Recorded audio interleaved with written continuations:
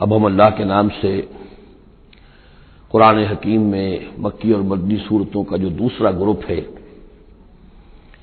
اس کی مدنی صورتوں کے جوڑے کا مطالعہ شروع کر رہے ہیں۔ مکیات اس دوسرے گروپ میں دو ہیں، سورۃ الانعام، سورۃ الاعراف، جن کا مطالعہ ہم کر چکے، اور میں نے ابتدا ہی میں عرض کیا تھا کہ یہ گروپ اس اعتبار سے متوازن ہے کہ اس میں دو ہی سورتیں مکی ہیں، دو ہی مدنی ہیں۔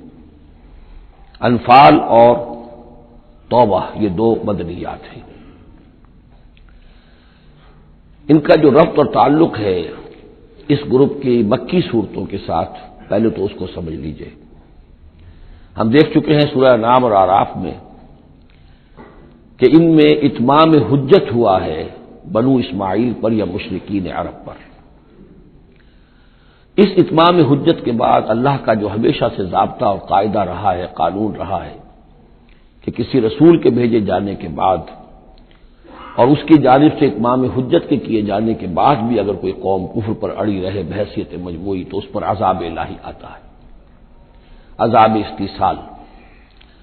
اگرچہ یہ عذاب مختلف شکلوں میں آیا، کہیں کسی قوم کو ان کے اپنے ہی علاقوں میں سیلاب بھیج کر اور غرق کر دیا گیا، جیسے حضرت نوح علیہ السلام، کہیں کوئی بہت تیز آندھی بھیجی اور اس کے نتیجے میں جیسے کہ قوم عاد کے اوپر عذاب آیا، کہیں زلزلہ آیا، کہیں آسمان سے پتھراؤ ہوا جیسے کہ عمورہ اور صدوم کی بستیوں پر ہوا، کہیں جیسا کہ آپ کو معلوم ہے کہ آل فرعون کو ان کے محلوں سے اور گھروں سے نکال کر لا کر اور سمندر میں غرق کر دیا۔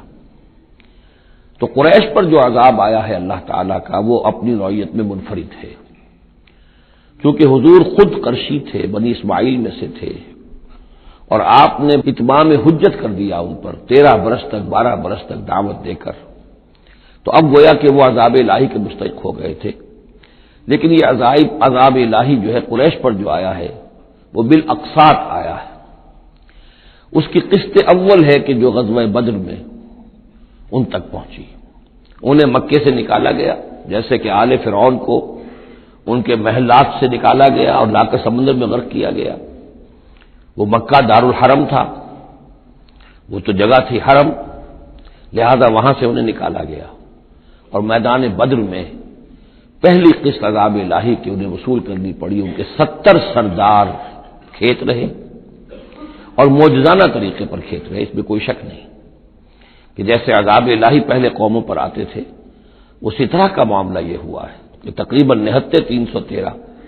313 میں سے صرف 8 افراد کے پاس تلواریں تھیں، اور ادھر سے 1000 پوری طرح کیل کانٹے سے لیس ہو کر آئے تھے۔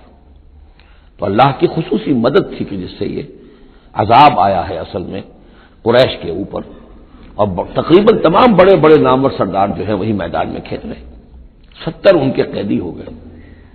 ابھی زخمی کتنے ہوئے ہوں گے انہیں بھی آپ ذہن میں رکھیے۔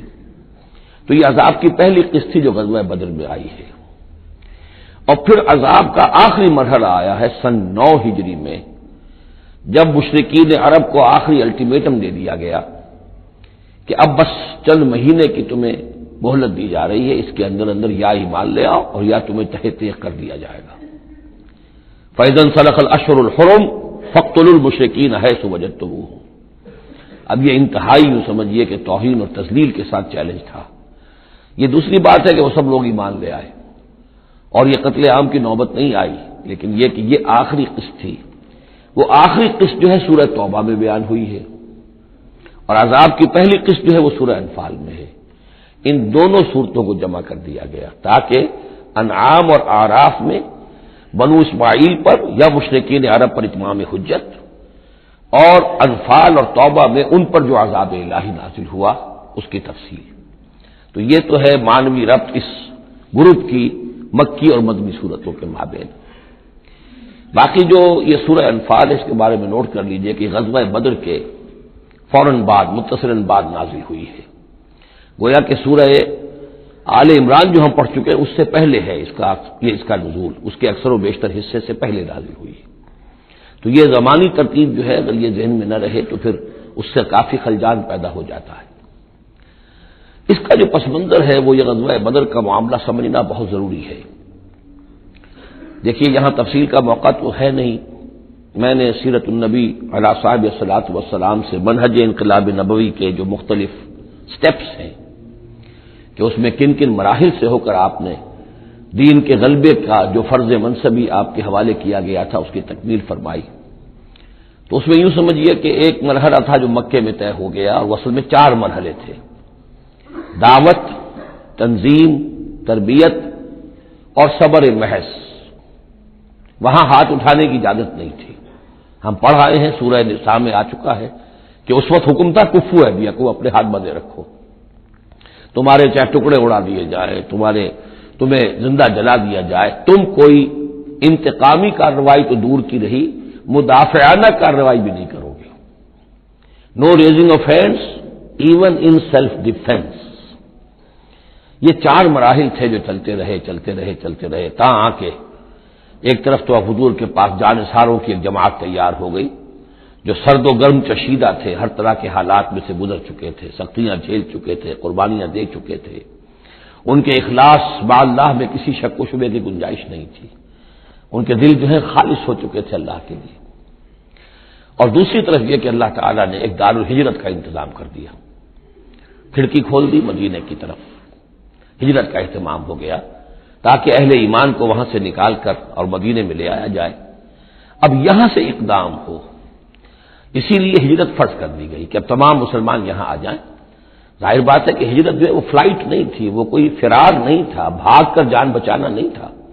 مغربی مورخین تو اسی نام سے اس کو یاد کرتے ہیں۔ وہ تو اصل میں یہ تھا کہ ایک جگہ اگر اس کام کے لیے موضوع نہیں ہے تو کوئی اور بیس، آلٹرنیٹ بیس اگر مل جائے تو وہاں سے اپنا آفینسو جو ہے، آخری فیصلہ کن اقدام جو ہے وہاں سے لانچ کیا جائے۔ لہذا مدینے میں آ کر حضور نے صلی اللہ علیہ وسلم صرف 6 مہینے لیے ہیں انٹرنل کنسالیڈیشن، کہ اب آپ آئے ہیں، نئے آئے ہیں، مہاجرین نئے آئے ہیں، تو ایک تو یہ کہ ان 6 مہینے میں آپ نے مسجد نبوی تعمیر کر لی، مرکز بن گیا، گورنمنٹ ہاؤس بھی ہو گیا یہ، اور پارلیمنٹ ہاؤس بھی ہو گیا، دارالندوہ بھی ہو گیا، دارالعلوم بھی ہو گیا، خانقاہ بھی ہو گئی، عبادت گاہ بھی ہو گئی، مرکز ہو گیا۔ ثانیاً آپ نے انصار اور مہاجرین کے اندر مواخات کرا دی، ایک انصاری ایک مہاجر بھائی بنا دیا۔ تیسرے یہ کہ آپ نے بہت بڑا کام یہ کیا کہ جو یہود کے قبیلے وہاں آباد تھے ان کو آپ نے ان کے ساتھ ایک معاہدہ کر لیا، جوائنٹ ڈیفنس آف مدینہ، میثاق مدینہ، مدینے کی ایک مدافعت جو ہوگی وہ مشترک ہوگی، کوئی بھی حملہ آور آئے گا باہر سے تو مل کر مسلمان اور یہودی اس معاملے میں ایک ملت ہوں گے اور دفاع کریں گے مدینے کا۔ بس 6 مہینے آپ نے اس کام میں لیے، 7ویں مہینے سے پھر آپ نے کچھ چھوٹے چھوٹے دستے بھیجنے شروع کر دیے، چھاپا مار دستے سمجھ لیجئے، کہ جس سے وہ جو کیروان روٹس تھے، قریش کی لائف لائن یہی تھی، ان کا تجارتی سلسلہ تھا، شام کی طرف قافلے جو جاتے تھے وہ بدر سے ہو کر گزرتے تھے، بدر کے قریب سے، اور بدر جو ہے مدینے سے قریب تر تھا، مکے سے فاصلہ زیادہ ہے، اور جو قافلے جاتے تھے یمن کو وہ طائف سے ہو کر گزرتے تھے۔ تو آپ نے ان راستوں کے اوپر چھاپا مار دستے بھیجنے شروع کر دیے۔ جدید اصطلاح میں اس کو یہ کہا جائے گا کہ اکنامک بلاکیج آف مکہ۔ 8 ایسی مہمیں غزوہ بدر سے پہلے ثابت ہیں 1.5 سال کے اندر۔ 6 مہینے آپ نے وہ لیے، 1.5 سال اور 2 سال کے بعد غزوہ بدر ہو گیا ہے، تو یہ 1.5 سال میں 8 مہمیں، جن میں سے 4 میں کہ حضور خود بھی بنفس نفیس شریک رہے ہیں، اس لیے وہ غزوات کہلاتے ہیں، اور 4 وہ ہیں کہ جن میں آپ نے صرف کچھ لوگوں کو بھیج دیا ہے کسی امیر کے تحت، وہ سرایا کہلاتے ہیں۔ تو یہ جو صورتحال ہوئی، اور اس میں یہ بھی ہوا کہ حضور جہاں جاتے تھے خود تو وہاں کے قبائل سے آپ معاہدے کر لیتے تھے۔ اب یا تو وہ جو قبائل جو تھے مقامی، پہلے تو وہ قریش کے حلیف تھے، اب یا تو وہ حضور کے حلیف ہو گئے، مسلمانوں کے حلیف ہو گئے، تو قریش کی طاقت کم ہوئی، مسلمانوں کی بڑھ گئی، یا یہ ہے کہ وہ نیوٹرل ہو گئے کہ ہم نہ قریش کی مدد کریں گے آپ کے خلاف، نہ آپ کی مدد کریں گے قریش کے خلاف، نیوٹرل ہو گئے۔ اس سے بھی یہ ہے کہ قریش کا جو حلقہ اثر تھا، سیاسی زون آف پولیٹیکل انفلوئنس، وہ کم ہو رہا ہے۔ یہ 2 چیزیں ایسی ہوئی ہیں، political isolation of Quraysh and economic blockage of Mecca, جس کے نتیجے میں مکے والے جو ہیں پھر یوں سمجھیے کہ تنگ آمد بجنگ آمد، ورنہ مکے والوں کی طرف سے کوئی آغاز ثابت نہیں ہے تاریخ میں کہ حضور کے اور مسلمانوں کے مکے سے جانے کے بعد ان کی طرف سے کوئی ابتدا ہوئی ہو، کوئی انیشیٹو لیا گیا۔ 2 واقعات خاص طور پر ایسے ہو گئے کہ ایک چھوٹا سا آپ نے ایک دستہ بھیجا تھا نخلا، اور یہ نخلا جو ہے یہ مکے اور طائف کے مابین ہے، تو سمجھیے کس قدر فاصلے پر، اور وہاں مٹ بھیڑ ہو گئی، جو مسلمان وہاں بھیجے گئے تھے ان کے کفار کے ساتھ، وہاں ایک مشرک مکے کا مارا گیا، ایک کو انہوں نے قید کیا، ساتھ لے آئے، کچھ سامان جو ان کا تجارت تھا وہ بھی لے آئے، وہ مال غنیمت سمجھ کر۔ تو حضور اگرچہ ناراض ہوئے کہ میں نے تمہیں لڑنے کا حکم نہیں دیا تھا، میں نے اس لیے بھیجا تھا کہ وہاں رہو اور قریش کی نقل و حرکت سے ہمیں مطلع کرتے رہو، لیکن اب سچویشن پیدا ہو گئی، گویا کہ یہ چاہے ارادہ تھا یا نہیں تھا، ڈی فیکٹو شکل یہی ہوئی کہ اقدام ہو گیا مسلمانوں کی طرف سے، اب آغاز ہو گیا مسلمانوں کی طرف سے۔ ادھر جب ابو سفیان لے کر جا رہے تھے بہت بڑا قافلہ شام کی طرف، تو حضور نے اس کا تعاقب کیا، لیکن وہ تیزی سے نکل گئے تھے، لیکن جب واپس آ رہے تھے اور 50,000 دینار کا سامان تھا ان کے قافلے کے اندر، بہت لدا پدا قافلہ، انہیں یہ خطرہ ہوا کہ اب پھر محمد صلی اللہ علیہ وسلم اور ان کے ساتھی کہیں لوٹیں گے ہمیں اور ہمارے اوپر حملہ کریں گے، روکیں گے ہمارا راستہ۔ تو انہوں نے یہ دوہری حکمت عملی کی کہ ایک تو یہ کہ ایک سوار بھیجا آگے تیزی کے ساتھ دوڑایا کہ مکے جاؤ، کہو کہ ہمارے قافلے کو خطرہ ہے محمد سے صلی اللہ علیہ وسلم، لہذا مدد بھیجو، اور ادھر یہ کیا کہ وہ عام راستہ جو تھا جو بدر سے ہو کر گزرتا تھا اسے چھوڑ کر ساحل سمندر کے ساتھ ساتھ نیچے سے ہو کر وہ نکل بھی گئے۔ اب وہاں مکے میں یہ دونوں چیزیں بیک وقت پہنچ گئی، ایک طرف وہ نخلا سے لوگ روتے پیٹتے چیختے چلاتے ہمارا آدمی مار دیا محمد کے آدمیوں نے، وہ آ گئے، ادھر سے وہ آ گیا جو ابو سفیان کا بھیجا ہوا تھا ایلچی کہ دوڑو دوڑو دوڑو تمہارا قافلہ محمد لوٹنے والے ہیں اور یہ ہے اور وہ ہے، بس وہ وار کرائی وہاں ہوئی اور 1,000 کا لشکر جو ہے وہاں پر پھر جمع کیا گیا اور 900 اونٹ فراہم کیے گئے اور 100 گھوڑوں کا ایک رسالہ تیار کیا گیا اور وہ لوگ مکے سے نکل آئے۔ یہ صورتحال ادھر ہو رہی تھی۔ ادھر یہ ہے کہ حضور صلی اللہ علیہ وسلم نے مدینے میں پہلے تو یہ فیصلہ کیا تھا کہ اب یہ قافلہ واپس آنے والا ہے تو اب اس قافلے کا تعاقب کریں، ابھی جنگ وغیرہ کا آپ کو گمان نہیں تھا، ابھی مدینے ہی میں آپ نے یہ جو ہے ایسا ارادہ ظاہر کیا کہ جیسے پہلے بھی گئے تھے جب قافلہ جا رہا تھا شام کی طرف تو تعاقب کیا تھا، ایسے جب آ رہا ہے تو اسے انٹرسیپٹ کریں۔ لہذا ایک تو مشاورت ہوئی ہے مدینے میں، آیا چلنا چاہیے یا نہیں چلنا چاہیے وہ میں بعد میں عرض کروں گا جب ہم آیتیں پڑھیں گے۔ پھر جب کچھ لوگ نکل آئے اور یہ نہیں سمجھا گیا تھا کہ کوئی جنگ ہونی ہے، کوئی بڑا لشکر آ رہا ہے، اس وقت تک اطلاع نہیں تھی، اسی لیے بس جو جس کے ہاتھ میں آیا، کسی کے پاس نیزہ تھا کسی کے پاس کچھ اور تھا، تلواریں 8 تھیں، گھوڑے کل 2 تھے، وہ چل پڑے، چلو اس لیے کہ مسئلہ تو قافلے کا مسئلہ ہے نا، کوئی جنگ تو ہے نہیں، کوئی لشکر وشکر تو آ نہیں رہا۔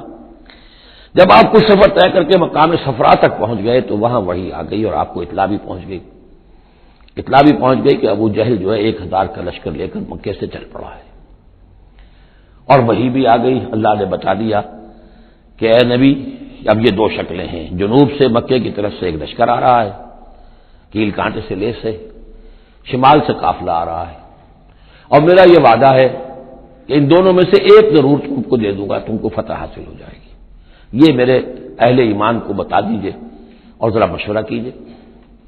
تو دوسری مشاورت جو ہے وہ مدینے سے نکل کر ہوئی ہے مقام صفرا میں۔ یہ اصل میں جو چیزیں اگر سامنے نہ ہو تو پھر یہ بہت خلجان ہوتا ہے، اور اکثر لوگوں کو، مترجمین کو اور مفسرین کو بہت خلجان رہا ہے ان آیات کے سمجھنے میں۔ اور اس کے علاوہ جو ایک خلجان رہا ہے وہ یہ رہا ہے کہ ایک دور ہم پر ایسا گزرا ہے انگریز کے حکومت کے زمانے میں، اور خاص طور پر جب نئی نئی مغربی سائنس اور مغربی تہذیب کا ہم پر حملہ ہوا ہے، تو چونکہ مغرب کے لوگوں نے یہ کہا کہ یہ اسلام تو تلوار سے پھیلا، بوئے خون آتی ہے اس قوم کے افسانوں سے، تو ہمارے ہاں کچھ مخلص لوگ تھے، نیک لوگ تھے جو چاہتے تھے کہ اسلام کو اور حضور صلی اللہ علیہ وسلم کی سیرت کو بچائیں، اس کی دفاع کریں۔ ان کا نہیں اسلام تلوار سے نہیں پھیلا، حضور نے تو جو جنگیں کی تھی وہ صرف مدافعانہ تھیں، ان کے اوپر جنگ ٹھوس دی گئی تھی اور آپ نے کوئی اقدام نہیں کیا۔ اور ان میں سب سے بڑا کام کیا ہے ہندوستان میں مولانا علامہ شبلی نعمانی رحمۃ اللہ علیہ نے، میں ان کا نام ادب سے لوں گا اس لیے کہ سر سید احمد کے زیر اثر تھے، اور وہ جو جدید جو ابھی آیا تھا، جو مغربی افکار و خیالات اور تہذیب اور تمدن اور ویلیوز اور نظریات کا جو ریلا آیا تھا، اس کا مقابلہ کرنا آسان کام نہیں تھا، تو یہ اپولوجیٹک انداز اختیار کیا ہے شبلی نعمانی نے، اور اس میں یہ ہے کہ وہ جو ابتدائی جو 8 غزوات اور سرایا ہیں جو بدر سے پہلے ہوئے انہیں بالکل تقریباً نظر انداز کر دیا ہے، تاکہ یہ ثابت نہ ہو کہ انیشیٹو حضور کی طرف سے ہوا ہے، یہ چیز جو ہے میں سمجھتا ہوں کہ ایک خاص دور کا تقاضا تھی، وہ دور اب گزر چکا۔ اب اسلام کا یہ فکر کہ اسلام ایک مکمل دین ہے، یہ اپنا غلبہ چاہتا ہے، اور حضور کو بھیجا گیا تھا اس لیے کہ دین کو غالب کرے، اور دین کو غالب کرنے کی جدوجہد ایک انقلابی جدوجہد ہے۔ اس انقلابی جدوجہد میں جہاں پہلا مرحلہ یہی ہوتا ہے کہ پیسو ریزسٹنس ہو، اور پہلے تیاری کی جائے، دعوت، تنظیم، تربیت اور صبر محض کے ذریعے سے ایک قوت فراہم کی جائے، پھر دوسرا مرحلہ آتا ہے باطل کے ساتھ ٹکرانا پڑتا ہے، اور اس میں آگے بڑھ کر ٹکر مول لینی پڑتی ہے۔ یہ نہیں ہے کہ انتظار ہی کرتے رہیں، یعنی ایک جس کو ہم کہتے ہیں کو ایگزسٹنس، پیسفل کو ایگزسٹنس، حق و باطل کے درمیان نہیں ہو سکتی۔ حق کیسے تسلیم کر سکتا ہے کہ باطل بھی موجود رہے؟ ہاں، حق میں جان نہیں ہے، اہل حق جو ہیں بے جان ہے، مردہ ہیں، تو مجبوری ہے، لیکن اگر اہل حق میں جان ہو تو وہ کیسے برداشت کریں گے کہ باطل جو ہے اس کا غلبہ رہے؟ ہاں، باطل جو ہے وہ نیچا ہو کر رہے، اگر وہ مغلوبیت کی شکل اختیار کر لے تو ٹھیک ہے، لیکن یہ کہ باطل کا غلبہ ہو اور اہل ایمان میں جان بھی ہو، تو یہ دو چیزیں جو ہیں یہ تو ایک دوسرے سے بالکل متضاد ہیں۔ جیسے حضرت ابوبکر نے فرمایا تھا ایبدل الدین وانا حی، کیا دین میں ترمیم کی جائے گی جبکہ ابھی میں زندہ ہوں؟ میرے جیتے جی دین کے اندر ترمیم یہ ممکن نہیں ہے۔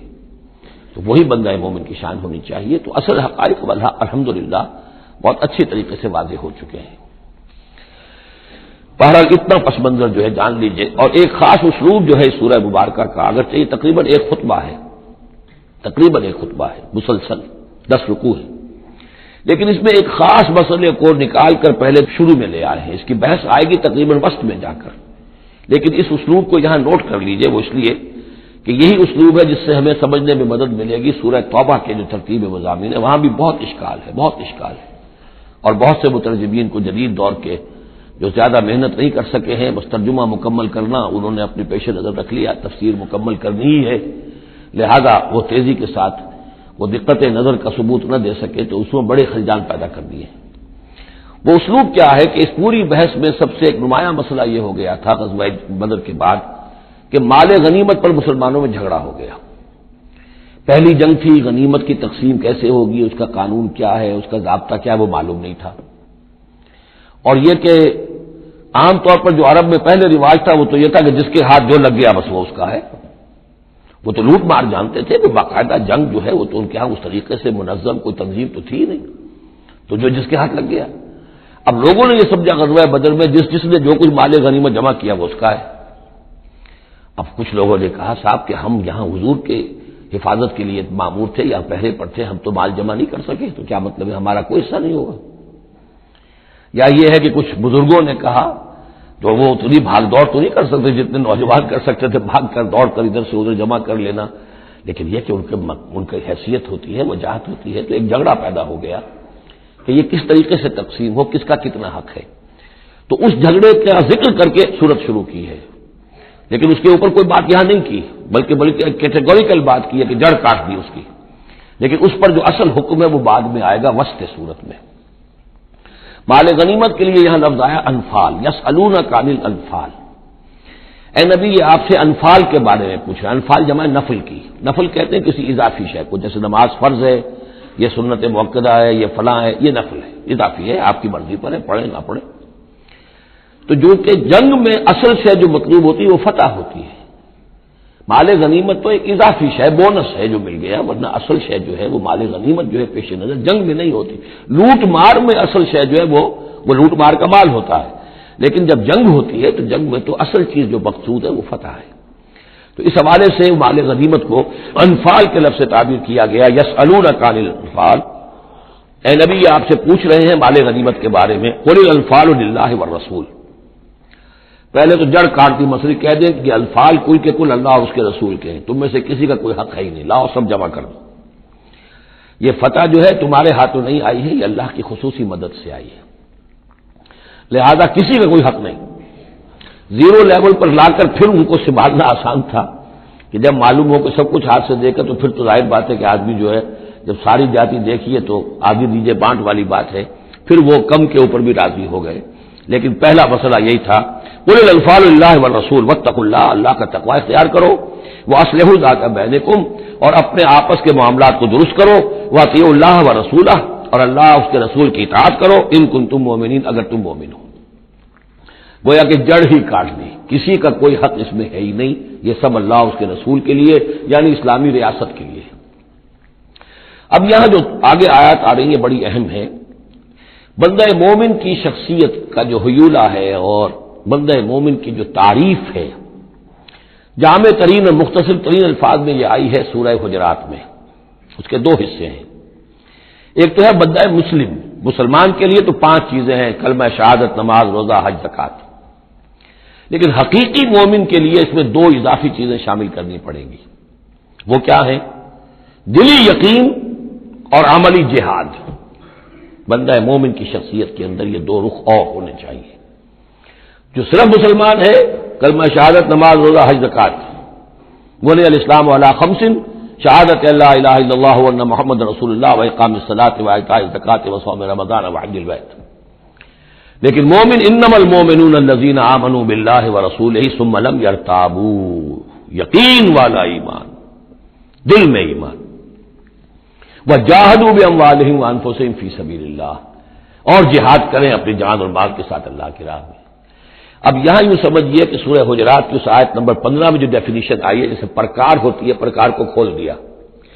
ایک حصے کی کیفیات کو یہاں اس سورہ انفال کے شروع میں لے آئے ہیں، اور دوسری جہاد والی کیفیات کو سورہ انفال کے آخر میں لے آئے ہیں۔ تو یہ پرکار یہاں کھلی ہوئی ہے اس ڈیفینیشن کی۔ تو ایک حصہ ڈیفینیشن کا یہاں آ رہا ہے، انما المؤمنون الذین اذا ذکر اللہ وجلت قلوبہم، اہل ایمان حقیقی مومن تو وہ ہیں کہ جب اللہ کا ذکر کیا جاتا ہے تو ان کے دل لرز جاتے ہیں۔ وَإِذَا تُلِيَتْ عَلَيْهِمْ آيَاتُهُ، اور جب انہیں اس کی آیات پڑھ کر سنائی جاتی ہیں، زادتہم ایمانا، ان کے ایمان میں بڑھوتری ہوتی ہے، اضافہ ہوتا ہے۔ وَعَلَىٰ رَبِّهِمْ يَتَوَكَّلُونَ، اور وہ اپنے رب پر توکل کرتے ہیں۔ الَّذِينَ يُقِيمُونَ الصَّلَاةَ، جو نماز کو قائم رکھتے ہیں۔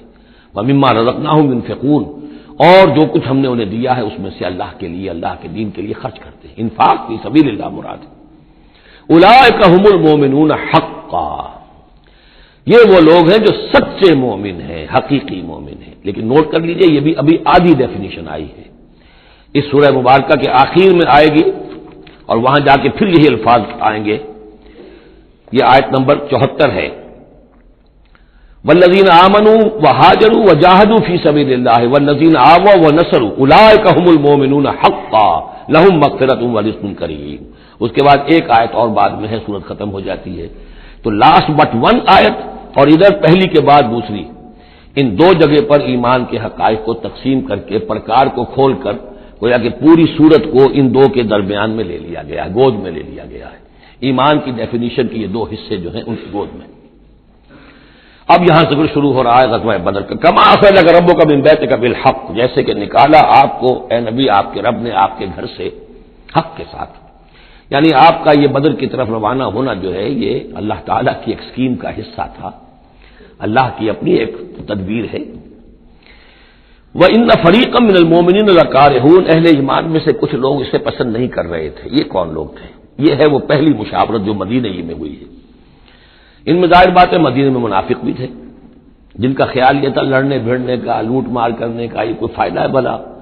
بس تبلیغ کرنی چاہیے، اچھی بات کہنی چاہیے، نیک بات کہنی چاہیے، یہ کیا طریقہ ہے؟ منافقین کا ایلیمنٹ موجود تھا جو اس کو پسند ہی نہیں کرتے تھے، اس لیے کہ جنگ کا سلسلہ چل نکلا تو ہمیں بھی جانا پڑے گا، ہماری جان اور مال کے اوپر بھی آنچ آئے گی، تو نپ دی ایول ان دی بڈ، اس سے تو بہتر ہے کہ اس کو یہیں پر ختم کرو۔ اس اعتبار سے ویسے بھی کچھ انسانی فطرت ایسی ہوتی ہے، کچھ نیک سرشت لوگ بھی ہوتے ہیں کہ آخر اس سے کیا فائدہ نکلے گا؟ ابھی کوئی خاص جو ہے قریش کی طرف سے تو اقدام ہوا نہیں تھا، ہم آگے بڑھ کر جو ہے یہ جو بات اقدام کر رہے ہیں تو آخر اس کا فائدہ کیا ہے؟ تو یہ اس قسم کی باتیں اس وقت کہی گئیں۔ ان فریقا من المؤمنین لکارہون، اب یہ مومنین ان میں سے اہل نفاق بھی ہو سکتے ہیں اور سادہ لوگ اور نیک دل جو مسلمان ہیں وہ بھی ہو سکتے ہیں۔ یجادلونک فی الحق بعد ما تبین کانما یساقون الی الموت وهم ینظرون، اور وہ جھگڑ رہے تھے آپ سے حق کے معاملے میں جبکہ بات ان پر بالکل واضح ہو چکی تھی۔ یہ دوسری آیت میرے نزدیک جو دوسری مشاورت ہوئی ہے مقام صفرا پر، اس سے متعلق ہے۔ وہ یہ کہ وہاں سے جب مکے سے آپ چلے تو اس وقت تک کسی لشکر وغیرہ کی کوئی اطلاع نہ آپ کو تھی اور نہ اس کا کوئی گمان تھا ابھی، وہ تو ایسے ہی تھا جیسے پہلے 8 مرتبہ جو ہے وہ جو ایکسکرشنز جو ہوئی تھیں، جس طریقے کی مہمات بھیجی گئی تھیں، یہ اسی طرح کی ایک مہم ہے۔ لیکن یہ ہے کہ آگے چل کر جب آپ کچھ دور چل کے آ گئے تھے، یہاں آ کر جو ہے آپ کو وحی بھی آ گئی اور اطلاعات بھی مل گئی کہ صورتحال وہ ہو چکی ہے۔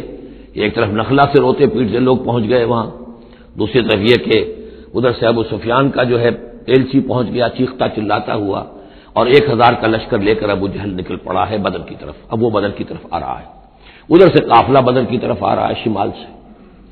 اس وقت اللہ تعالیٰ نے فرمایا، اور یہ مشاورت جیسا کہ میں نے کہا تھا، جیسے کہ حضرت طالوت نے کی تھی ایک آزمائش اپنی فوج کی کہ جو اس دریا میں سے پانی پیے گا، سیر ہو کر پیے گا، اس کا مجھ سے کوئی تعلق نہیں۔ اسی طرح کا آپ نے مشاورت کا معاملہ اللہ تعالیٰ کے حکم سے مسلمانوں کے سامنے رکھ دیا۔ بعدما تبین کانما یساقون الی الموت، وہ لوگ ایسے محسوس کر رہے تھے جیسے انہیں دھکیلا جا رہا ہو موت کی طرف، وہم ینظرون، اور وہ دیکھ رہے ہوں۔ ظاہر بات ہے یہ کیفیت تو کٹر جو منافق تھے وہاں پر انہیں کی ہو سکتی تھی۔ وَإِذْ يَعِدُكُمُ اللَّهُ إِحْدَى الطَّائِفَتَيْنِ أَنَّهَا لَكُمْ، اور جب کہ اللہ تعالیٰ وعدہ کر رہا تھا تم سے کہ ان دونوں گروہوں میں سے ایک تمہیں مل جائے گا، ایک پر تمہاری فتح گارنٹیڈ ہے۔ وَتَوَدُّونَ أَنَّ غَيْرَ ذَاتِ الشَّوْكَةِ تَكُونُ لَكُمْ، اور اے مسلمانوں تم یہ چاہتے تھے کہ ادھر جاؤ جدھر کے کانٹا لگنے کا کوئی اندیشہ نہ ہو، اس لیے کہ بمشکل 50 یا 100 آدمی تھے اس قافلے کے ساتھ، اور اونٹ تھے بے شمار، اور جو میں نے آپ کو بتایا بہت بڑی مقدار کے اندر جو ہے 50,000 دینار کا جو مال تھا ان کے پاس، تو ان کو تو آسانی سے قابو کیا جا سکتا تھا، اس میں اندیشہ کم تھا۔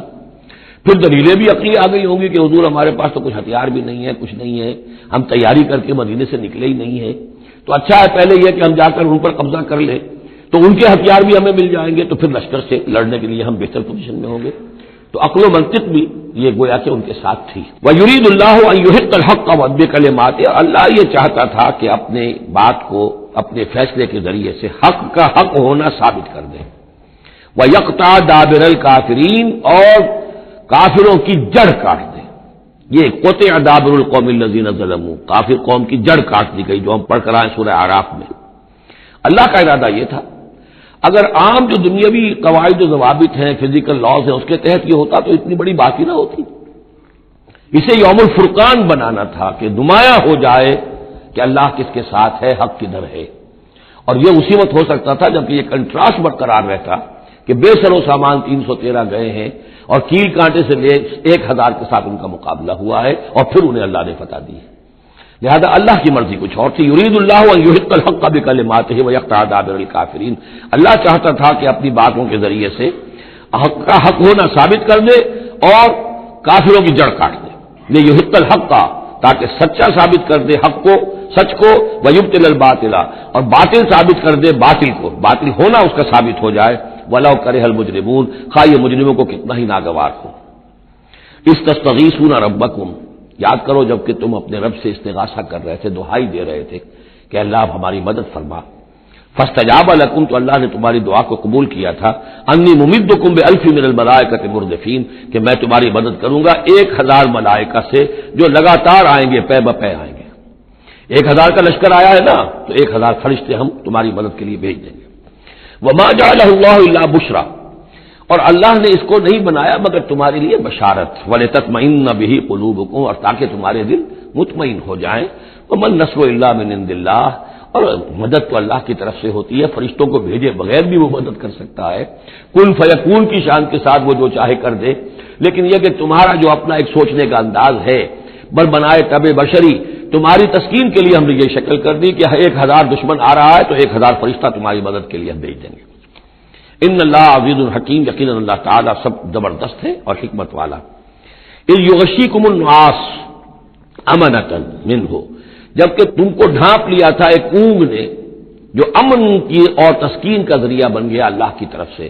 یہ 2 معجزے ہوئے ہیں خاص اس وقت، معجزے اس معنی میں کہ عام حالات میں یہ چیزیں نہیں ہوتی، لیکن اس میں کوئی خرق عادت نہیں ہے۔ معجزہ اس معنی میں نہیں ہے کہ اس کو چیلنج کر کے حضور نے دکھایا ہو، اس معنی میں نہیں، بس یہ کہ غیر معمولی اللہ کی نصرت کی شکلیں ہیں۔ ایک تو یہ کہ حالانکہ معاملہ بڑا سخت تھا، لیکن رات کو جا کے پڑاؤ پر مسلمان سوئے اطمینان سے، بڑی عمدگی سے نیند آئی، دل میں وہ دغدغہ نہیں تھا، اللہ پر اطمینان تھا، اللہ کے لیے نکلے تھے۔ لہذا ان کو وہ بے چینی اور تشویش اور کل کیا ہو جائے گا، رہیں گے کہ نہیں رہیں گے، زندگی ہوگی موت، کچھ نہیں. نیند آئی، انہیں اطمینان سے سوئے، صبح کو اٹھے تو وہ گویا کہ چاقو چوبند تھے. نمبر 2 یہ ينزل علیکم من السماء ماء، اور جب کہ اتارا اس نے تم پر آسمان سے پانی، بارش ہو گئی، اس سے یہ ہوا لیطہرکم، تاکہ تمہیں پاک کرے، جنہیں غسل کی حاجت تھی غسل کر لیا. وَيُذْهِبَ عَنْكُمُ الرِّجْسَ الشَّيْطَانَ، اور دور کر دے تم سے شیطان کی نجاست کو. وَلِيَرْبِطَ عَلَىٰ قُلُوبِكُمْ، اور یہ کہ تاکہ تمہارے دلوں کے اندر بھی، بارش کے بعد جو فضا ہوتی ہے اس سے طبیعت کے اندر بھی ایک اطمینان اور سکون پیدا ہوتا ہے. ورنہ واقعہ یہ ہے کہ جہاں پر آ کر قریش پہلے ڈیرہ ڈال چکے تھے، پانی پر ان کا قبضہ تھا، اب یہاں پانی نہیں تھا، بارش ہوئی تو وہ نشیبی جگہ میں انہوں نے ایک اپنا حوض بھی جمع کر لیا، پانی بھی جو ہے وہ ان کے پاس فراہم ہو گیا. وَيُثَبِّتَ بِهِ الْأَقْدَامَ، اور پانی جب برسا تو مٹی دب گئی، مٹی کے جمنے کی وجہ سے پاؤں بھی دب گئے. وہ جگہ جو تھی وہاں پر جو ہے اہل ایمان جو مجاہدین تھے ان کے پاؤں قدم جمنے کی صورت پیدا ہو گئی. یہ یوں ہی ربک الی الملائکۃ کرتے، اور جب یاد کرو، گمان کرو، تصور کرو، جب کہ آپ کا رب وہی کر رہا تھا فرشتوں کو. انی معکم، وہ جو 1000 فرشتہ اللہ نے بھیجا، انی معکم، میں تمہارے ساتھ ہوں. فثبتوا الذین آمنوا، تو جاؤ اور اہل ایمان کے قدموں کو جما دو، اہل ایمان کے دلوں کو جما دو. سألقی فی قلوب الذین کفروا الرعب، عن قریب میں ان کافروں کے دلوں میں رعب ڈال دوں گا، ان پر دہشت طاری ہو جائے گی. فاضربوا فوق الاعناق، پھر مارنا ان کی گردنوں کے اوپر جیسے چاہے. واضربوا منہم کل بنان، اور مارنا ان کی ایک ایک پور پر. یعنی یہ کہ جب کسی شخص پر کوئی شخص دہشت زدہ ہو جائے تو اس کے اندر قوت مدافعت نہیں رہتی، پھر گویا کہ وہ جو بھی حملہ آور ہے اس کے رحم و کرم پر ہے، جدھر سے چاہے چوٹ لگائے، جدھر سے چاہے مارے. ذالک بانہم شاقوا اللہ ورسولہ، اور یہ سزا ان کو اس لیے دی جائے گی کہ انہوں نے مخالفت کی، زدم زدہ کی، دشمنی کی اللہ کی اور اس کے رسول کی. ومن یشاقق اللہ ورسولہ فإن اللہ شدید العقاب، اور جو اللہ اور اس کے رسول کا دشمن ہو جائے اور اس سے زدم زدہ کرے تو اللہ تعالیٰ بھی سزا دینے میں بہت سخت ہے. ذالکم فذوقوہ، دیکھو اب یہ قریش سے خطاب ہے. ذالکم فذوقوہ، دیکھو یہ آگے پہلی قسط وصول کرو، چکھ لو اس کو. وَأَنَّ لِلْكَافِرِينَ عَذَابَ النَّارِ، اور ابھی جو تمہارے یہ کھیت رہے ہیں ان کی سزا یہی ختم نہیں ہو گئی ہے، ان کے لیے جہنم کا عذاب ہے. یا ایھا الذین آمنوا اذا لقیتم الذین کفروا زحفا، اہل ایمان جب تمہارا مقابلہ ہو جائے کافروں سے میدان جنگ میں. یہ زحف کہتے ہیں جبکہ باقاعدہ دو لشکر ایک دوسرے کے سامنے مد مقابل بن کر آئیں. ایک چھاپا مار جنگ ہوتی ہے، جیسے کہ 8 جو پہلی اس سے مہمیں تھی وہ جنگ کی شکل نہیں تھی بلکہ وہ مہمیں تھی چھاپا مار، لیکن اب یہ پہلی مرتبہ جنگ ہوئی ہے، لہذا اس کے حوالے سے بات ہو رہی ہے. یا ایھا الذین آمنوا اذا لقیتم الذین کفروا زحفا فلا تولوہم الادبار، تو تم ان کو پیٹھ مت دکھاؤ، پیٹھ مت موڑو، مطلب یہ کہ کھڑے رہو، ڈٹے رہو، مقابلہ کرو، جان چلی جائے لیکن یہ کہ پیچھے قدم نہ ہٹے.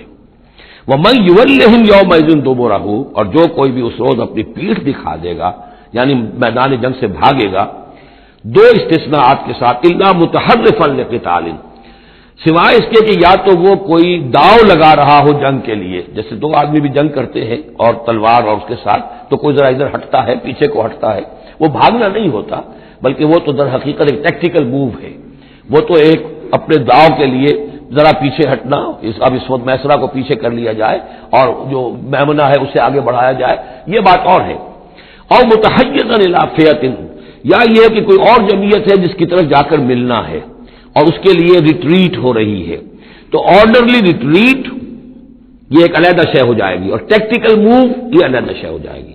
تو آرڈرلی ریٹریٹ اور ٹیکٹیکل موو، ان 2 کے سوا اگر کوئی بھگدڑ کے اندر کوئی جان بچا کر بھاگا فقط باب غضب من اللہ، تو اس نے تو اللہ کا غضب جو ہے وہ کما لیا. ومأواہ جہنم، اس کا ٹھکانہ جہنم ہوگا، وبئس المصیر، اور وہ بہت ہی برا ٹھکانہ ہے. اب یہاں وہ بات آ گئی، فلم تقتلوہم، اے مسلمانوں تم نے انہیں قتل نہیں کیا، ولکن اللہ قتلہم، اللہ نے انہیں قتل کیا. ویسے تو یہ کہ فاعل حقیقی اللہ ہے، ہم جو کام بھی کرتے ہیں اور جس شے کے اندر بھی کوئی تاثیر ہے وہ اللہ ہی کی وجہ سے. لا فاعل فی الحقیقت ولا مؤثر الا اللہ، عام حالات میں بھی یہ، لیکن یہ خاص حالات تھے جن میں اللہ تعالیٰ کی خصوصی مدد آئی ہے. فلم تقتلوہ ولکن اللہ قتلہم وما رمیت اذ رمیت ولکن اللہ رما، اور اے نبی آپ نے بھی جو کنکریوں کی مٹھی بھر کر پھینکی تھی، آپ نے کنکریاں لی اپنی مٹھی میں اور پھینکا کفار کے لشکر کی طرف. شاہت الوجوہ، چہرے جو ہے بگڑ جائیں. تو یہ پتہ نہیں کہاں تک اللہ نے ان کنکریوں کو پہنچایا ہے. تو فرمایا اور آپ نے جب وہ کنکریوں کی مٹھی پھینکی تھی مان رمیتا اس رمیتا، آپ نے نہیں پھینکی تھی ولکن اللہ رما، یہ تو اللہ تعالیٰ نے پھینکی تھی. ہاتھ ہے اللہ کا، بندہ مومن کا ہاتھ. وَلِيُبْلِيَ الْمُؤْمِنِينَ مِنْهُ بَلَاءً حَسَنًا، تاکہ اللہ تعالیٰ اہل ایمان کے جوہر نکھارے، ان کے اندر کی چھپی ہوئی جو صلاحیتیں ہیں مخفی ہیں انہیں اجاگر کرے. یہ ذرا نوٹ کر لیجئے، بلا یبلو کے معنی ہوتا ہے آزمانا، تکلیف میں ڈال کر کسی آزمائش میں.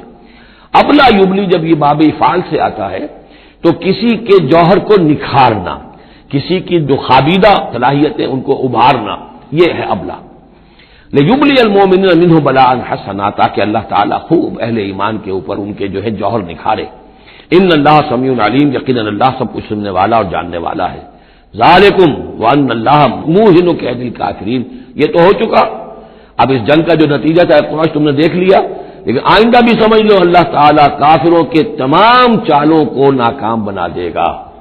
یہ اہل ایمان سے بھی خطاب ہو گیا اور اجے کے کفار کے لیے بھی.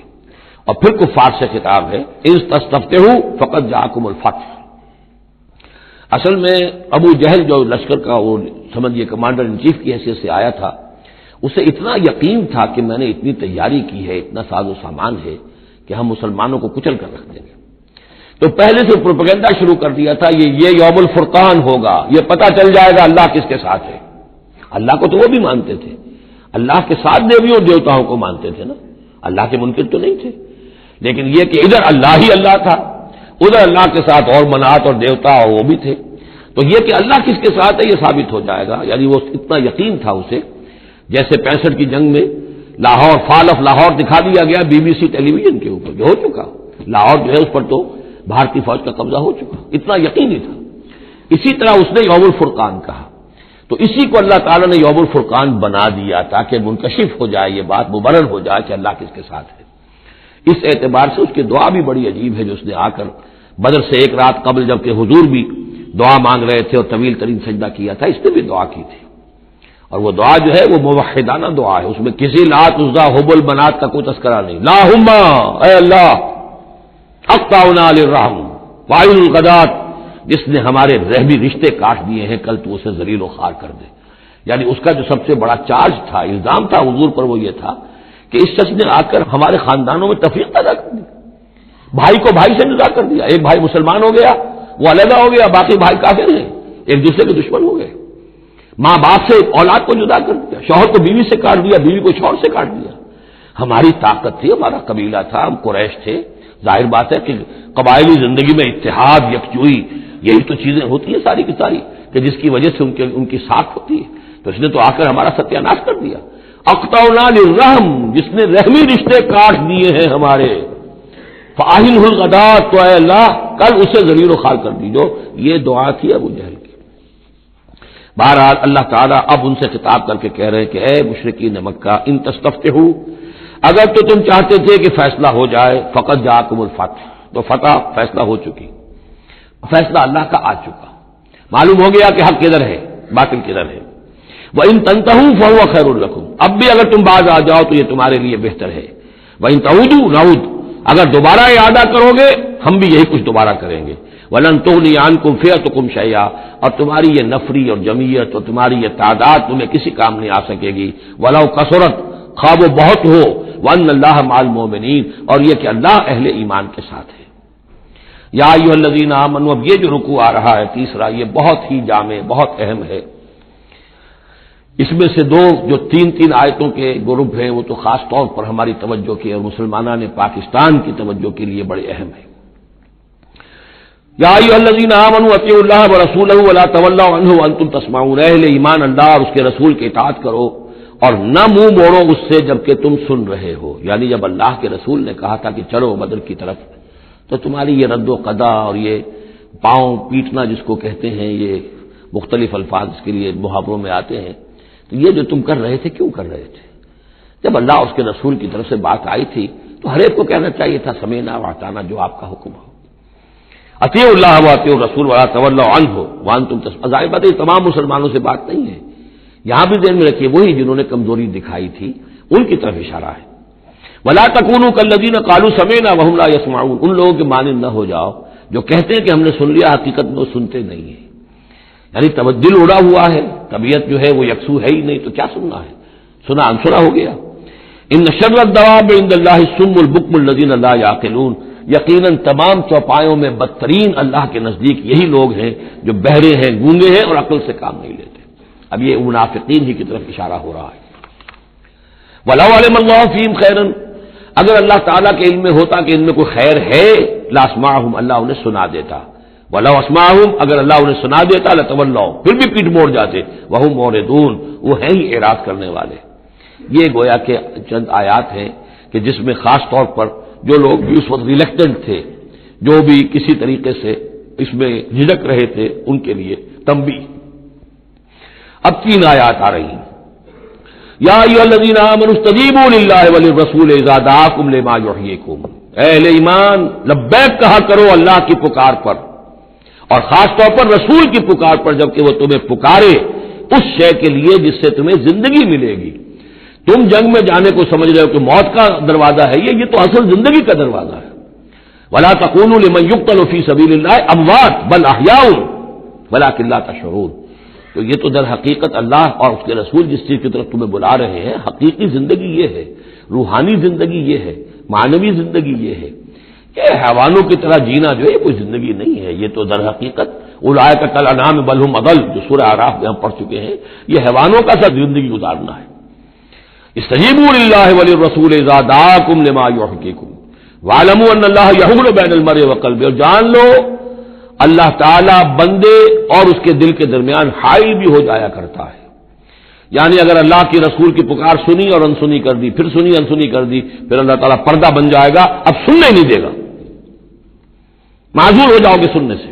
یہی وہ بات ہے جس کو کہیں کہتے ہیں ختم اللہ علی قلوبہم وعلی سمعہم، ان کے دلوں پر اللہ نے مہر کر دی ہے، ان کی سماعت پر. اور ہم پڑھ چکے ہیں سورہ انعام میں وَنُقَلِّبُ أَفْئِدَتَهُمْ وَأَبْصَارَهُمْ كَمَا لَمْ يُؤْمِنُوا بِهِ أَوَّلَ مَرَّةٍ. پہلی مرتبہ اگر نہیں کرو گے قبول تو پھر یہ ہے کہ تمہارے دل الٹ دیے جائیں گے، تمہاری نگاہیں الٹ دی جائیں گی. تو اس لیے بہت ہی ڈرنے کی بات ہے جو بھی مطالبہ دین کا سامنے آئے اور ایک دفعہ دل گواہ دے دے کہ ہاں ہے بات ٹھیک ہے، پھر اگر کرنی کترائے گا انسان تو یہیں سے سزا نقد شروع ہو جائے گی، پھر وہ صلاحیت سلب ہو جائے گی، پھر اللہ حائل ہو جائے گا.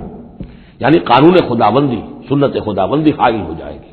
پھر آپ کے دل پر مہر لگے گی، آپ کے کانوں کے پر مہر لگے گی، آپ کی آنکھوں پر پردے پڑ جائیں گے. یا ایھا الذین آمنوا استجیبوا للہ وللرسول اذا دعاکم لما یحییکم واعلموا ان اللہ یحول بین المرء وقلبہ وانہ الیہ تحشرون، اور یہ کہ بالآخر تو تمہیں سب کو اسی کی طرف جمع کیا جانا ہے. واتقوا فتنة لا تصيبن الذين ظلموا منكم خاصة، اور ڈرو اس سزا سے، اس عذاب سے کہ جب آئے گا تو تم میں سے صرف گناہگاروں ہی کو اپنی لپیٹ میں نہیں لے گا. اس کا میں کل حوالہ دے چکا ہوں. بے گناہ بھی اس میں اگر اپنا فرض ادا نہیں کر رہے، فرض ادا نہ کرنا جرم ہے، خود وہ خود گناہ ہے. تم اگر دین کے لیے سرفروشی نہیں کر رہے تو یہ بھی تو گناہ ہے. ہاں ٹھیک ہے میں نے یہ شراب نہیں پی، میں نے یہ نہیں کیا، میں نے سور نہیں کھایا، میں نے فلاں نہیں کیا، میں نے نمازیں پڑھی، ٹھیک ہے سب کچھ کیا، لیکن سوال یہ ہے کہ جو دین کا فرض تھا، دین کی نصرت تھی، اللہ کی اور اس کے دین کے لیے تن من دھن لگانا تھا، وہ نہیں کیا، وہ بھی تو جرم ہے. تو وَاعْلَمُوا، اور جان لو ان اللہ یحول بین المرء وقلبہ وانہ الیہ تحشرون واتقوا فتنة لا تصیبن الذین ظلموا منکم خاصۃ واعلموا ان اللہ شدید العقاب، اور جان لو کہ اللہ سزا دینے میں بہت سخت ہے. واذکروا، یہ ہے خاص پاکستانی مسلمانوں کے لیے آیت. اور یاد کرو اذ انتم قلیل، جب تم تھوڑی تعداد میں تھے، جیسے ہم بھی اقلیت کا خوف تھا ہمیں کہ ہم ہندوؤں کے مقابلے میں اقلیت ہیں. مستضعفون فی الارض، جنہیں زمین میں دبا لیا گیا تھا. تخافون ان یتخطفکم الناس، تمہیں اندیشہ یہ تھا کہ لوگ تمہیں اچک لے جائیں گے، اکثریت جو ہے وہ تمہیں ایکسپلائٹ کرے گی معاشی اعتبار سے، سماجی اعتبار سے، لسانی اعتبار سے، مذہبی اعتبار سے.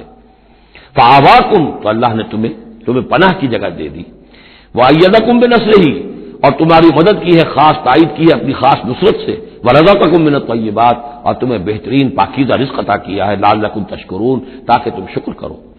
یا ایھا الذین آمنوا لا تخونوا اللہ والرسول، اے اہل ایمان مت خیانت کرو اللہ سے اور اس کے رسول سے.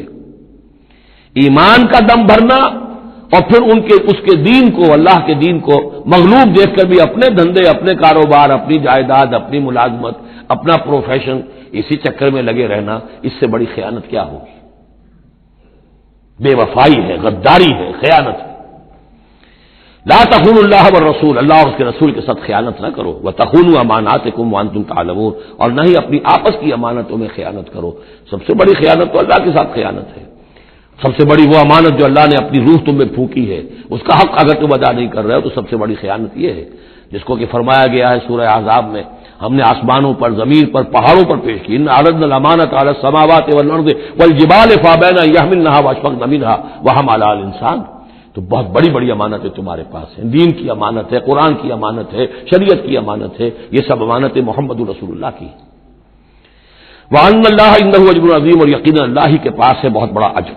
یا ایھا الذین آمنوا ان تتقوا اللہ یجعل لکم فرقانا وَاعْلَمُوا أَنَّمَا أَمْوَالُكُمْ وَأَوْلَادُكُمْ فِتْنَةٌ، اور جان لو تمہاری اولاد اور تمہارے اموال تمہارے لیے فتنہ ہے، یہی روکتے ہیں، یہی دو بیڑیاں ہیں جو پاؤں میں پڑی رہتی ہیں، مال اور اولاد۔ اولاد کو اعلیٰ سے اعلیٰ تعلیم دلانی ہے، اس کے لیے بڑی بڑی فیسیں دینی پڑتی ہیں، اس کے لیے ظاہر بات ہے کہ اپنا ایک ایک قطرہ جو ہے پسینے کا اور خون کا لگائیں گے تو کہیں جا کر وہ ساری چیزیں فراہم ہوگی۔ آدمی کھپ گیا اسی کے اندر، اولاد کے لیے یا مال کے لیے، پھر کہاں سے وقت لائیں دین کے لیے اور دین کے لیے نصرت کے لیے؟ کہاں کوئی رمق جسم کے اندر باقی رہ جاتی ہے؟ جان لو کہ تمہارے اموال اور تمہاری اولاد تمہارے لیے فتنہ ہے۔ فتنہ کہتے ہیں جس پر کسی کو پرکھا جائے، کسوٹی جس کے اوپر پرکھا جا رہا۔ وَأَنَّ اللَّهَ عِندَهُ أَجْرٌ عَظِيمٌ، اور یقینا اللہ ہی کے پاس ہے بڑا اجر۔ یا ایھا الذین آمنوا ان تتقوا اللہ یجعل لکم فرقانا، اہل ایمان اگر تم اللہ کے تقوی پر برقرار رہو گے تمہارے لیے فرقان، ایک کے بعد دوسری فرقان آتی رہے گی۔ پہلا فرقان تو یہ آ گیا ہے، یہ فتح جو تمہیں دی گئی ہے۔ وَيُكَفِّرْ عَنْكُمْ سَيِّئَاتِكُمْ، اور یہ کہ تمہارے سے تمہاری جو کمزوریاں ہیں، برائیاں ہیں، وہ اللہ تعالیٰ دور کر دے گا۔ وَيَغْفِرْ لَكُمْ، اور بخش دے گا۔ وَاللَّهُ ذُو الْفَضْلِ الْعَظِيمِ، اللہ بڑے فضل والا ہے۔ وَإِذْ يَمْكُرُ بِكَ الَّذِينَ كَفَرُوا، اب یہ ہجرت سے پہلے جو صورتحال تھی مکے میں کہ قریش کے سردار بیٹھتے تھے دارالندوہ میں، کیا کریں اب ہم محمد صلی اللہ علیہ وسلم کو قتل کر دیں، سازشیں ہوتی تھیں، اور اسی طریقے سے انہیں قید کر دیں، کہیں یہاں سے نکلنے پہ مجبور کر دیں، تو وہ جو سازشیں ان کی ہوتی تھی اور مشورے ہوتے تھے ان کا ذکر ہے۔ وَإِذْ يَمْكُرُ بِكَ الَّذِينَ كَفَرُوا، اور یاد کیجئے جبکہ وہ لوگ جو کافر ہوئے، یہ کافر لوگ آپ کے بارے میں مشورے کرتے تھے، چالیں چلتے تھے، اسکیمیں بناتے تھے، سازشیں کرتے تھے۔ لِيُثْبِتُوكَ، نمبر ایک تو یہ کہ آپ کو کہیں قید کر دیں، اور يَقْتُلُوكَ، یا قتل کر دیں، اور يُخْرِجُوكَ، یا آپ کو اپنی بستی سے کہیں نکال دیں۔ وَيَمْكُرُونَ وَيَمْكُرُ اللَّهُ، وہ بھی چالیں چل رہے تھے، ان کی بھی اسکیمز تھیں اور اللہ کی اپنی اسکیم تھی۔ وَاللَّهُ خَيْرُ الْمَاكِرِينَ، اور ظاہر بات ہے کہ اللہ تعالیٰ بہترین ہے پلاننگ کرنے والا اور بہترین ہے تدبیر فرمانے والا۔ وَإِذَا تُتْلَىٰ عَلَيْهِمْ آيَاتُنَا قَالُوا قَدْ سَمِعْنَا لَوْ نَشَاءُ لَقُلْنَا مِثْلَ هَٰذَا، اور جب انہیں ہماری آیات پڑھ کے سنائی جاتی ہے تو وہ کہتے ہیں ٹھیک ہے، بہت سن لی ہم نے یہ آیات، بہت محمد آپ نے سنا لیا، کوئی ایسی بات بھی نہیں ہے، ہم چاہیں گے تو ایسا ہی کلام ہم بھی کہہ لیں گے۔ جرأت نہیں کی کسی نے کہ آئے کہ یہ کلام میں نے موضوع کیا ہے اور یہ قرآن کے برابر ہے، تو کوئی کمیشن بٹھا لیجئے، کوئی سازش بنا لیجئے کہ تو طے کریں، یہ جرأت نہیں ہوئی۔ لیکن یہ کہہ دینے میں تو کوئی بات نہیں تھی، زبان کون پکڑے گا؟ لَوْ نَشَاءُ لَقُلْنَا مِثْلَ هَٰذَا، اگر ہم چاہیں گے تو ہم بھی ایسے کہہ دیں گے، کوئی ایسی بڑی بات نہیں ہے۔ یہ نضر بن حارث تھا کہ جس کی طرف یہ الفاظ منقول ہیں تاریخ اور سیرت میں۔ ان هذا الا اساطیر الاولین، یہ نہیں ہے یہ مگر یہ کہ پچھلوں کی کہانیاں ہیں، قصے ہیں، جیسے آج بھی مستشرقین کہتے ہیں کہ کچھ تورات سے کچھ انجیل سے محمد نے لے لیا جوڑ جاڑ کر اور یہ قرآن بنایا ہے۔ اب تو خیر وہ دور ذرا بدل گیا ہے، یہ ذرا پچھلی صدی کی بات تھی، اس دور میں لوگ اس قسم کی باتیں زیادہ کرتے تھے۔ وَإِذْ قَالُوا اللَّهُمَّ إِنْ كَانَ هَٰذَا هُوَ الْحَقُّ، اور وہی بات جو میں نے آپ کو بتائی تھی کل بھی کہ قریش کے لیے سب سے بڑا مسئلہ اپنے عوام کو سنبھالنے کا ہو گیا تھا، کیسے روکیں ان کو کہ یہ محمد صلی اللہ علیہ وسلم کا ایمان نہ لائیں۔ اس کے لیے جو اور تدبیریں وہ کرتے تھے اسی کی طرح کی ایک تدبیر کا ذکر آ رہا ہے۔ مجمع عام میں کھڑے ہو کر دعائیں مانگ رہے ہیں، اے اللہ اگر یہ جو کچھ محمد کہہ رہے ہیں اگر یہ حق ہے اور تیرے پاس سے آیا ہے یہ قرآن، فامطر علینا حجارۃ من السماء، وَإِذْ قَالُوا اللَّهُمَّ إِنْ كَانَ هَٰذَا هُوَ الْحَقُّ مِنْ عِندِكَ، اگر یہ ہے حق تیری طرف سے، فامطر علینا حجارۃ من السماء، تو برسا دے ہم پر پتھر آسمان سے، اب ائتنا بعذاب الیم، یا پھر بھیج دے ہم پر کوئی عذاب۔ اب عذاب آیا نہیں، دیکھ لو، اس کا مطلب یہ کہ یہ محمد جھوٹے ہیں صلی اللہ علیہ وسلم۔ ہم نے تو کہہ دیا، اللہ کو پکار کر کہہ دیا، ہو سکتا ہے کبھی کعبے کے پردے پکڑ پکڑ کر کہا ہو اسی طریقے سے، تاکہ پورا یقین ہو جائے، کسی درجے میں بھی ہمارے عوام کے اندر کوئی وسوسہ، کوئی دغدغہ باقی نہ رہے۔ وَمَا كَانَ اللَّهُ لِيُعَذِّبَهُمْ، اور اللہ تعالیٰ انہیں عذاب نہیں دے سکتا تھا، اللہ کے لیے ممکن نہیں تھا کہ ان پر عذاب بھیجتا، وَأَنْتَ فِيهِمْ، جبکہ ابھی اے محمد آپ ان کے مابین موجود تھے۔ ہجرت سے پہلے معاملہ نہیں ہوا کرتا یہ، اللہ اپنے رسول کو ان کے ساتھی اہل ایمان کو نکال لیتا ہے، اس کے بعد کوئی عذاب اس نوعیت کا آتا ہے جس نوعیت کا وہ عذاب مانگ رہے تھے۔ وَأَنْتَ فِيهِمْ وَمَا كَانَ اللَّهُ مُعَذِّبَهُمْ، اللہ ان کو عذاب دینے والا نہیں تھا، وَهُمْ يَسْتَغْفِرُونَ، جبکہ وہ استغفار بھی کر رہے تھے۔ یعنی اسی مکے میں عوام الناس بھی تو تھے، سادہ لوگ بھی تو تھے، وہ استغفار بھی کرتے تھے، تلبیہ بھی پڑھتے تھے، لبیک اللہم لبیک لبیک اللہم لبیک، یہ بھی تو کرتے تھے، اللہ کو بھی پکارتے تھے۔ تو بڑا گڑبڑ سا معاملہ تھا، جب تک کہ اللہ تعالیٰ یمیز الخبیث من الطیب کر نہ دے، اس وقت تک اس طرح کا معاملہ اللہ تعالیٰ کے لیے درست نہیں تھا۔ وَمَا لَهُمْ أَلَّا يُعَذِّبَهُمْ، باقی وہ عذاب کے پورے طور سے مستحق تو ہو چکے ہیں، اور کیا ہے وہ کون سی رکاوٹ ہے ان کے لیے؟ مَا لَهُمْ أَلَّا يُعَذِّبَهُمُ اللَّهُ، کہ اللہ تعالیٰ ان کو عذاب نہ دے، وَهُمْ يَصُدُّونَ عَنِ الْمَسْجِدِ الْحَرَامِ، جبکہ وہ روک رہے ہیں مسجد حرام سے لوگوں کو، وَمَا كَانُوا أَوْلِيَاءَهُ، اور حقیقت میں یہ اس کے متولی نہیں ہے، یہ اس کے مختار نہیں ہے، یہ اس کے ساتھی نہیں ہے۔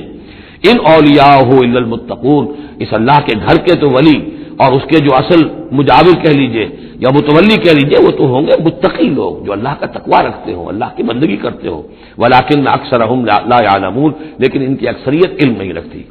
وما كان صلاتهم عند البيت، اور انہوں نے جو نماز کا حلیہ بگاڑا ہے، نہیں ہے ان کی نماز بیت اللہ کے پاس الا مقام و تصدیہ، سیٹیاں بجاتے ہیں، تالیاں پیٹتے ہیں، یہ ان کی نماز رہ گئی ہے۔ طواف کرتے تھے تو اس میں سب سے اونچا طواف تھا برہنہ طواف، اور نماز جو تھی ان کی وہ یہ تھی، سیٹیاں بجاتے ہوئے۔ جیسے کہ آپ کو معلوم ہے کہ بعض علاقوں میں مسجدوں کے اندر جب وہ میلاد کی محفلیں ہوتی ہیں تو اس کے اندر ڈھول اور ڈھمک کا، یہ میں نے سنا ہے کہ خاص طور پر افریقہ کے بعض ممالک میں کام ہوتا ہے۔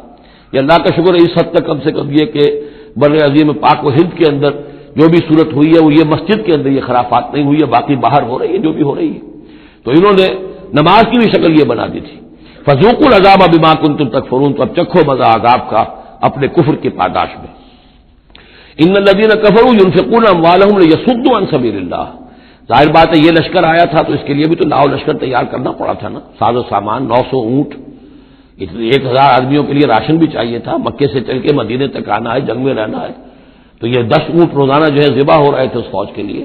تو یہ سارا جو انفاق کیا ہے کچھ لوگوں نے کیا ہے نا، جو باطل کے لیے انفاق کر رہے تھے، شیطان کے لیے، وہ حزب الشیطان جو ہے، آخر وہ بھی تو مجاہد تھے، وہ مجاہد تھے فی سبیل الشیطان، فی سبیل الشرک۔ تو جو خرچ کر رہے ہیں اپنے مال لیصدوا عن سبیل اللہ، تاکہ لوگوں کو روک سکے اللہ کے راستے سے، فسينفقونها، وہ اور بھی خرچ کریں گے، ابھی انہیں اور بڑے لشکر تیار کرنے پڑیں گے، ثم تكون عليهم حسرة، پھر یہ سب ان کے لیے ایک حسرت بن جائے گی۔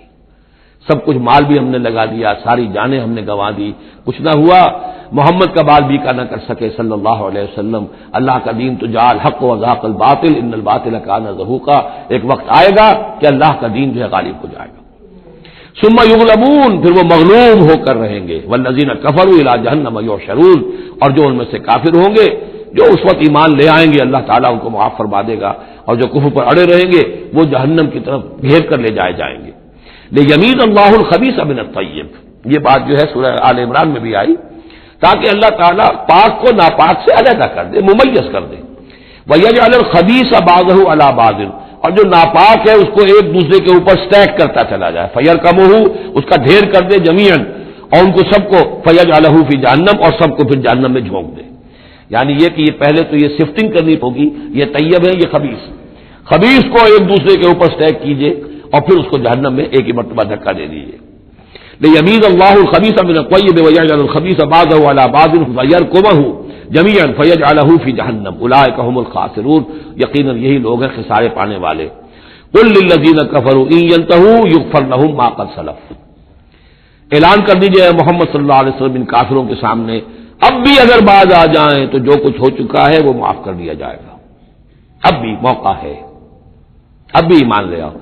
یہودو، اور اگر وہ ارادہ کریں گے دوبارہ یہی کچھ کریں گے، فقط بدت سنت الاولین، تو پچھلوں کی بھی داستانیں گزر چکی ہیں، ان کی جو بھی کچھ ان پر ہوا ہے وہ سب کو معلوم ہے۔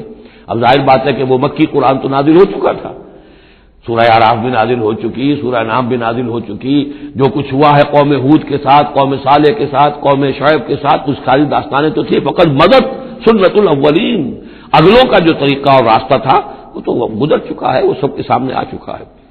وَقَاتِلُوهُمْ حَتَّىٰ لَا تَكُونَ فِتْنَةٌ وَيَكُونَ الدِّينُ كُلُّهُ لِلَّهِ۔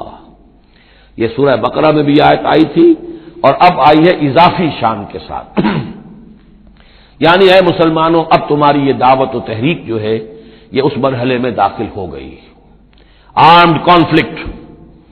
اب یہ 15 برس کے بعد حضور نے جب دعوت کا آغاز کیا ہے مکے میں، اس کے بعد سے 15 برس گزر چکے، اب وہ دعوت، تنظیم، تربیت، صبر محض کا دور ختم ہوا، پیسو ریزسٹنس کا دور ختم ہوا، اب ایکٹیو ریزسٹنس کی محمد نے صلی اللہ علیہ وسلم اقدام کیا، اور اقدام کے نتیجے میں آخری اور چھٹا مرحلہ آ گیا، یعنی عام کانفلکٹ۔